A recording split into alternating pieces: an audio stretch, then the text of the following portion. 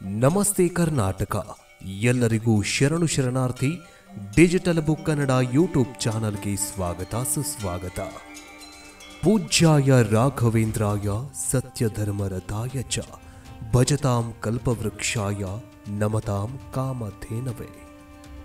ವಿಡಿಯೋವನ್ನು ಶುರು ಮಾಡೋದಕ್ಕಿಂತ ಮುಂಚೆ ನೀವೇನಾದರೂ ರಾಯರ ಭಕ್ತರಾಗಿದ್ದರೆ ಈ ವಿಡಿಯೋಗೆ ಒಂದು ಲೈಕ್ ಕೊಡಿ ಹಾಗೂ ಕಾಪಾಡು ರಾಘವೇಂದ್ರ ಅಂತ ಕಮೆಂಟ್ ಮಾಡಿ.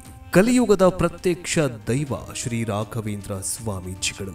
ಅಸಂಖ್ಯಾತ ಭಕ್ತರು ಗುರುರಾಯರ ಸನ್ನಿಧಿಗೆ ಬರ್ತಾರೆ. ಬೇಡಿದ ವರ ಕರುಣಿಸೋ ಕಲಿಯುಗ ಕಾಮಧೇನು ಶ್ರೀ ಗುರು ರಾಘವೇಂದ್ರ ಸ್ವಾಮೀಜಿಗಳು.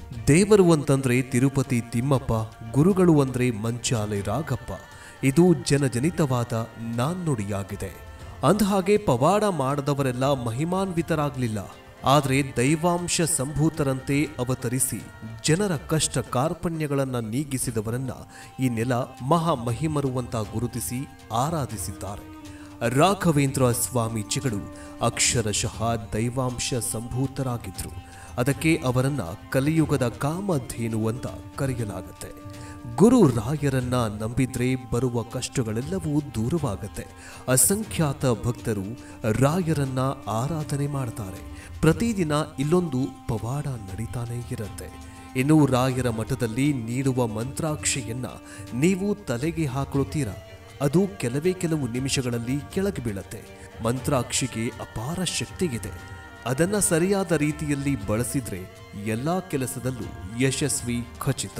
ಒಂದು ವೇಳೆ ನೀವು ಅದನ್ನ ಸರಿಯಾದ ರೀತಿಯಲ್ಲಿ ಬಳಸದೆ ಹೋದ್ರೆ ನಿಮಗೆ ಅಪಾಯ ಕಟ್ಟಿಟ್ಟ ಬುದ್ಧಿ. ಗುರು ರಾಘವೇಂದ್ರ ಸ್ವಾಮೀಜಿಯವರ ಮಂತ್ರಾಕ್ಷಿಯ ಬಗೆಗಿನ ಮಾಹಿತಿ ಜೊತೆಗೆ 10 ಪವಾಡಗಳು, ಈ ಕ್ಷಣದವರೆಗೂ ನಡೆದಿರುವಂತಹ ಪವಾಡಗಳನ್ನು ಈ ವಿಡಿಯೋದಲ್ಲಿ ಸಂಪೂರ್ಣವಾಗಿ ಹೇಳಿಕೊಡ್ತೀವಿ. ಇಷ್ಟೇ ಅಲ್ಲದೆ ರಾಘವೇಂದ್ರ ಸ್ವಾಮೀಜಿಗಳು ದೇವರಂತ ನಾವು ಪೂಜೆ ಮಾಡ್ತೀವಲ್ಲ, ಆದರೆ ರಾಘವೇಂದ್ರ ಸ್ವಾಮೀಜಿಯವರ ಪತ್ನಿ ಭೂತವಾಗಿ ರಾಘವೇಂದ್ರ ಸ್ವಾಮೀಜಿಯವರನ್ನ ಕಾಡಿದ್ದಾದ್ರೂ ಯಾಕೆ?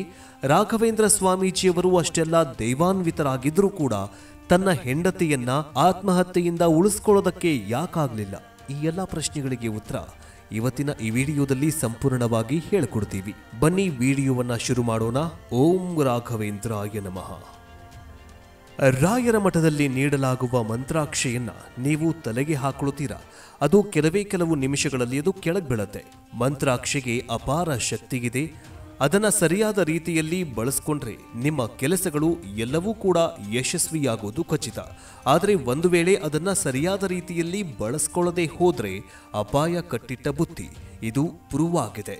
ಯಾಕಂದ್ರೆ ಇದು ರಾಯರಿಗೆ ನೀವು ಮಾಡುವಂತಹ ಅಪಮಾನ, ಅವಮಾನವಾಗಿರುತ್ತೆ. ಯಾವುದೇ ರೀತಿಯ ಆರೋಗ್ಯ ಸಮಸ್ಯೆಯಿಂದ ಮುಕ್ತಿ ಹೊಂದೋದಕ್ಕೆ ಮಂತ್ರಾಕ್ಷತೆ ಒಳ್ಳೆಯ ಕಾರ್ಯ ಮಾಡತ್ತೆ. ರಾಯರ ಮಠದಲ್ಲಿ ಕೊಡಲಾಗುವಂತಹ ಮಂತ್ರಾಕ್ಷಿಯನ್ನ ಬಿಳಿ ಬಣ್ಣದ ಬಟ್ಟೆಯಲ್ಲಿ ಹಾಕಿ ಅದನ್ನ ನೀವು ದೇಹದ ಬಲಭಾಗದಲ್ಲಿ ಇಟ್ಕೊಳ್ಬೇಕು. ಅಂದ್ರೆ ಬಲಭಾಗದ ಜೇಬಲ್ಲಿ ಇಟ್ಕೊಂಡ್ರೆ ನಿಮಗೆ ಯಶಸ್ವಿ ಸಂಪೂರ್ಣವಾಗಿ ಸಿಗತ್ತೆ ಅಂತ ಹೇಳಲಾಗತ್ತೆ. ನಂತರ ಮನೆಗಳಿಗೆ ತೆರಳಿದಾಗ ಅದಕ್ಕೆ ಶ್ರೀಗಂಧವನ್ನ ನೀರಿನಲ್ಲಿ ಬಳಸಿ 1-2 ತುಳಸಿ ದಳಗಳನ್ನು ಹಾಕಿ ತಲೆಗೆ ಪ್ರೋಕ್ಷಣೆಯನ್ನ ಮಾಡಿಕೊಂಡ್ರೆ ಗುರು ರಾಯರನ್ನ ನೆನೆಯುತ್ತಾ ಯಾವುದೇ ಕಾರ್ಯಗಳನ್ನು ಮಾಡಿದ್ರೂ ಯಶಸ್ವಿ ಕಟ್ಟಿಟ್ಟ ಬುತ್ತಿ ಅಂತ ಹೇಳಲಾಗತ್ತೆ. ಬಟ್ಟೆಯಲ್ಲಿದ್ದ ಅಕ್ಷತೆಯನ್ನ ನಿತ್ಯ ತಲೆಗೆ 2 ಕಾಳುಗಳನ್ನು ಹಾಕಿಕೊಳ್ಳಿ. ಮಂತ್ರಾಕ್ಷತೆಯನ್ನ ಶೇಖರಣೆ ಮಾಡಿಕೊಳ್ಳೋದು ಒಳ್ಳೆಯದೇ. ಯಾವುದೇ ರೀತಿಯ ಸಮಸ್ಯೆ ಬಂದಾಗ ಮಂತ್ರಾಕ್ಷತೆಯನ್ನ ನಿಮ್ಮ ತಲೆಯಲ್ಲಿ ಹಾಕಿದ್ರೆ ರಾಯರ ಶ್ರೀರಕ್ಷೆ ನಿಮ್ಮ ಮೇಲೆ ಇರುತ್ತೆ ಅಂತ ಹೇಳಲಾಗತ್ತೆ. ಮಂತ್ರಾಕ್ಷತೆಗೆ ಅಪಾರ ಶಕ್ತಿ ಇರೋದ್ರಿಂದ ಸರಿಯಾದ ರೀತಿಯಲ್ಲಿ ಬಳಸ್ಕೊಂಡ್ರೆ ಮಾತ್ರ ನಿಮ್ಮ ಕೆಲಸದಲ್ಲಿ ಜಯ ಸಿಗತ್ತೆ.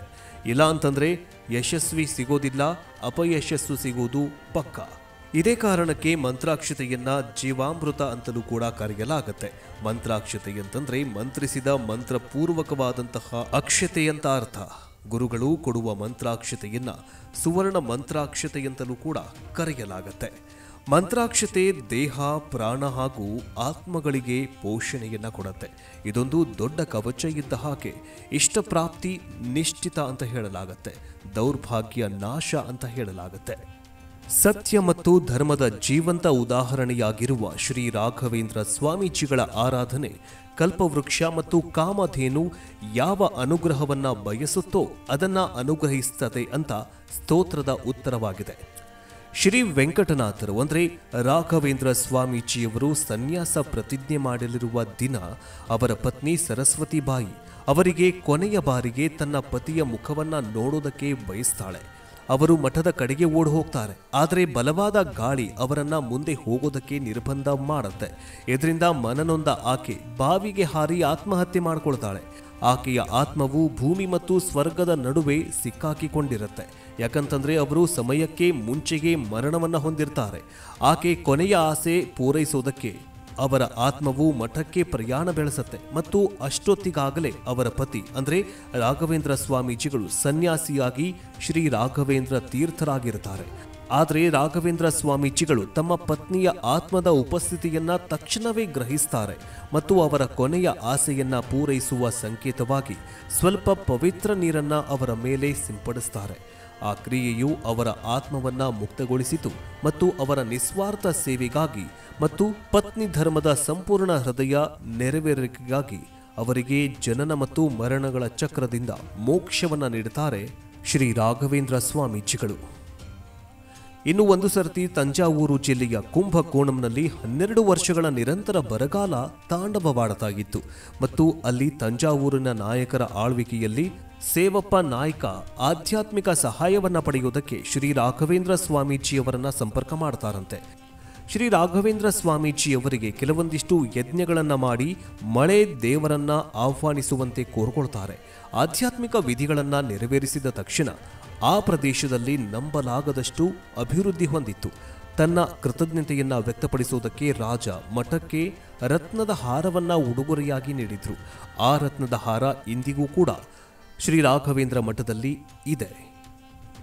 ಇನ್ನು 1671 ಶ್ರಾವಣ ಕೃಷ್ಣ ಪಕ್ಷದ 2ನೇ ದಿನದಂದು ಶ್ರೀ ರಾಘವೇಂದ್ರ ಸ್ವಾಮೀಜಿಗಳು ನೂರಾರು ಭಕ್ತರನ್ನ ಉದ್ದೇಶಿಸಿ ವೆಂಕಟೇಶ್ವರನ ಅತ್ಯಂತ ಭಕ್ತಿಗೆ ನಮ್ಮ ಆತ್ಮಗಳನ್ನ ಅರ್ಪಿಸಿ ಸದಾಚಾರದಿಂದ ಬದುಕುವ ಬಗ್ಗೆ ಬಲವಾದ ಸಂದೇಶವನ್ನ ನೀಡಿದ್ರು ಅಂತ ತಿಳಿಸಿದ್ರು. ತ್ರೇತಾಯುಗದಲ್ಲಿ ಶ್ರೀ ರಾಘವೇಂದ್ರ ಸ್ವಾಮೀಜಿಗಳು ತಮ್ಮ ಗ್ರಾಮಕ್ಕೆ ಬಂದಾಗ ಶ್ರೀರಾಮ, ಸೀತೆ ಮತ್ತು ಲಕ್ಷ್ಮಣರ ಪಾದದ ಹೆಜ್ಜೆಯಿಂದ ಪುನೀತರಾದ ಕಲ್ಲುಗಳಿಂದ ನಿರ್ಮಿಸಲಾದ ಬೃಂದಾವನವನ್ನ ಪ್ರವೇಶಿಸಿದ ನಂತರ ಶ್ರೀ ರಾಘವೇಂದ್ರ ಸ್ವಾಮೀಜಿಗಳು ತಮ್ಮ ಆತ್ಮವನ್ನ ಕಲುಕುವ ಭಾಷಣವನ್ನ ಮಾಡಿದ್ರು.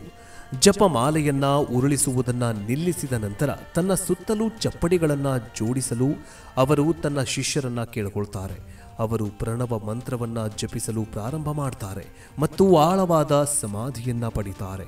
ಜಪಮಾಲೆ ನಿಶ್ಚಲವಾದಂತೆಯೇ ಅವರ ಶಿಷ್ಯರು ಅವರ ಸೂಚನೆಯನ್ನ ಅನುಸರಿಸಿದ್ರು ಮತ್ತು ಅವರ ತಲೆಯವರೆಗೂ ಚಪ್ಪಡಿಗಳನ್ನ ಜೋಡಿಸ್ತಾರೆ. ಮೇಲ್ಭಾಗದಲ್ಲಿ ಅವರ 1800 ಲಕ್ಷ್ಮೀನಾರಾಯಣ ಸಾಲಿಗ್ರಾಮವನ್ನ ಒಳಗೊಂಡಿರುವಂತಹ ತಾಮ್ರದ ಪೆಟ್ಟಿಗೆಯನ್ನ ಇರಿಸಿದ್ರು ಮತ್ತು ಹೊದಿಕೆಯ ಚಪ್ಪಡಿಯನ್ನ ಇರಿಸಿ ಅದನ್ನ ಮಣ್ಣಿನಿಂದ ಮುಚ್ಚಲ್ಪಟ್ಟಿರ್ತಾರೆ. ನಂತರ ಅವರು ಸ್ವಾಮಿಯ ಸುತ್ತಲೂ ನಿರ್ಮಿಸಲಾಗಿದ್ದ ವೃಂದಾವನದ ಮೇಲೆ 12,000 ವರಹಗಳನ್ನ ಸುರಿಸಿದ್ರು ಅಂತ ಹೇಳಲಾಗುತ್ತೆ.